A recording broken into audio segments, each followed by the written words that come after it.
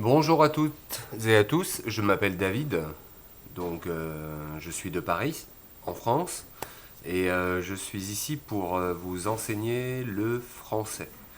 Je pourrais vous aider, je peux parler anglais, I can speak English a little bit, and then I like to teach you French or Spanish.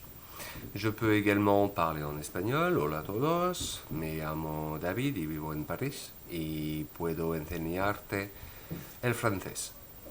Je peux donc vous apprendre le français ou l'espagnol, mais aujourd'hui nous sommes là pour un cours de français et en l'occurrence un cours de phonétique, puisqu'en français il y a des particularités phonétiques qui sont importantes, notamment avec les voyelles. Alors, comme vous le savez, il existe en français 5 voyelles principales, le A, le E, le I, le O et le U.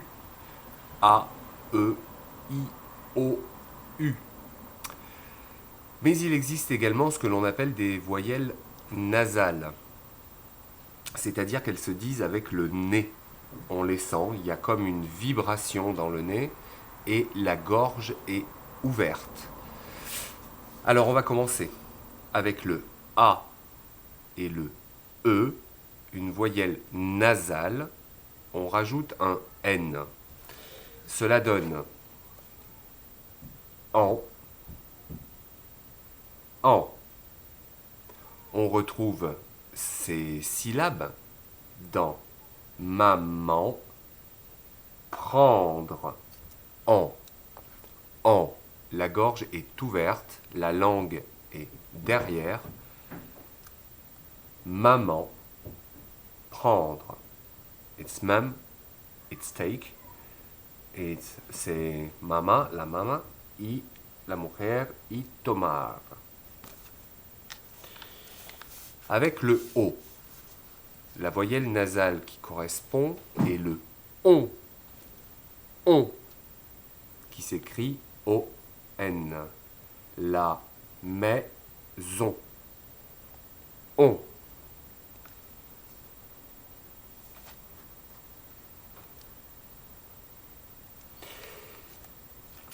Enfin, avec le I, cela devient un. Le matin, un. Et là, c'est un petit peu compliqué. Il y a le I qui fait un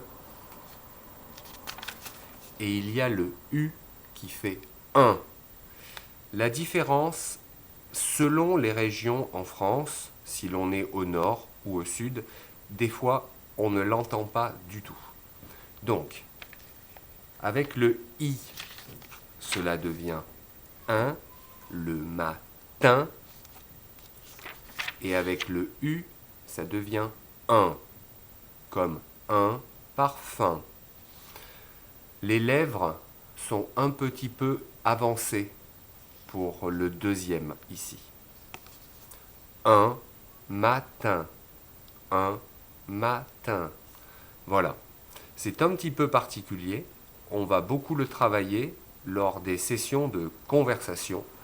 Et je ne manquerai pas de vous expliquer la différence qu'il y a entre les deux. Je vous souhaite une excellente journée. Bye bye. Adios.